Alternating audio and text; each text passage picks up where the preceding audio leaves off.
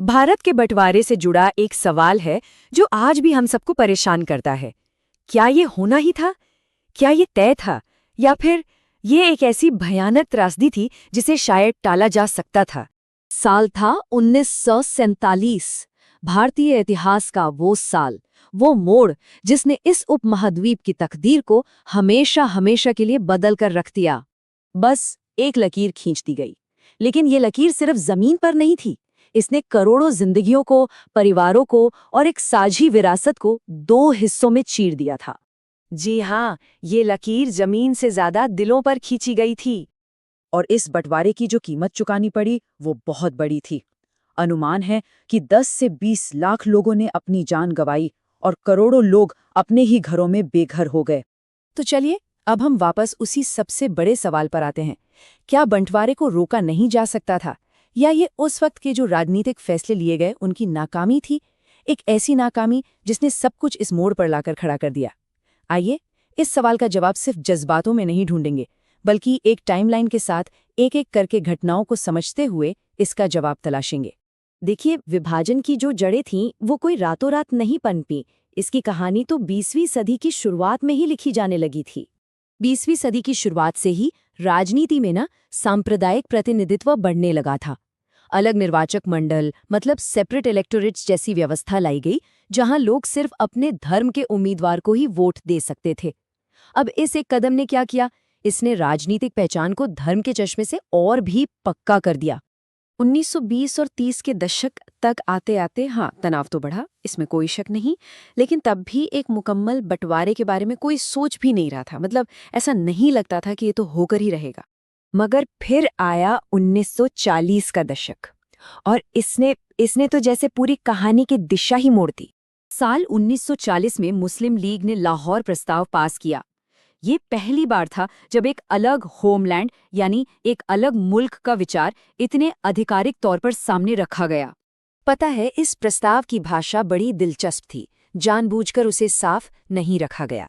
क्या इसका मतलब पूरी तरह से आज़ाद मुल्क था, या फिर कुछ स्वायत्त राज्य?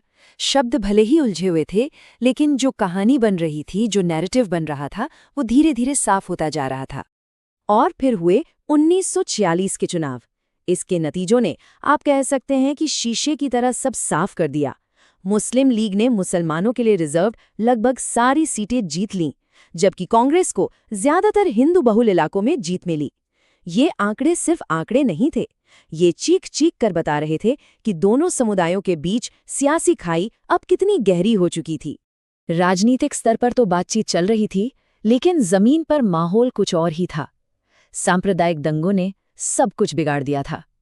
लोगों के बीच जो आपसी भरोसा था वो खतरनाक हद तक कम हो चुका था।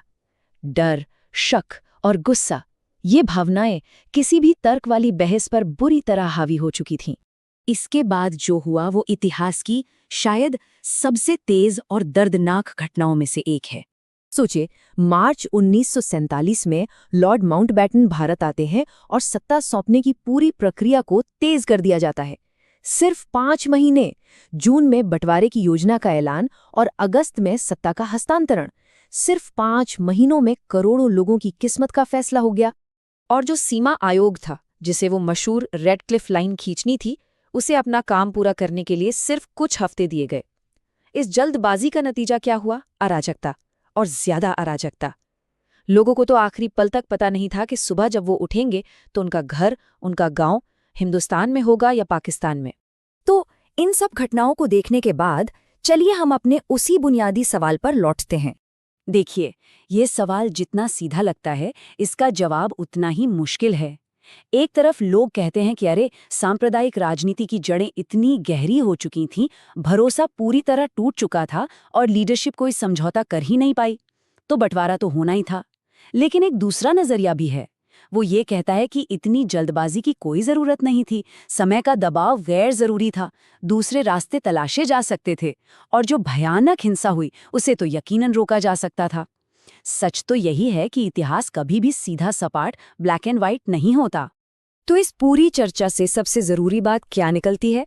वो ये कि विभाजन को समझना किसी पर उंगली उठाने या दोष मढ़ने के लिए नहीं है। नहीं, ये एक चेतावनी को पहचानने के बारे में है। और वो चेतावनी बहुत साफ है। जब पहचान की राजनीति में डर का जहर घुल जाता है तो नतीजा सिर्फ कोई राजनीतिक बदलाव नहीं होता, बल्कि एक ऐसा गहरा जख्म होता है जो पीढ़ियों तक रिश्ता रहता है। ये एक पूरी सभ्यता पर लगा आघात होता है। और अंत में ये पूरी कहानी हमें इस एक अहम सवाल के साथ छोड़ जाती है, क्या हम सब वाकई इतिहास से कुछ सीख रहे हैं या फिर इसे दोहराने की तैयारी कर रहे हैं?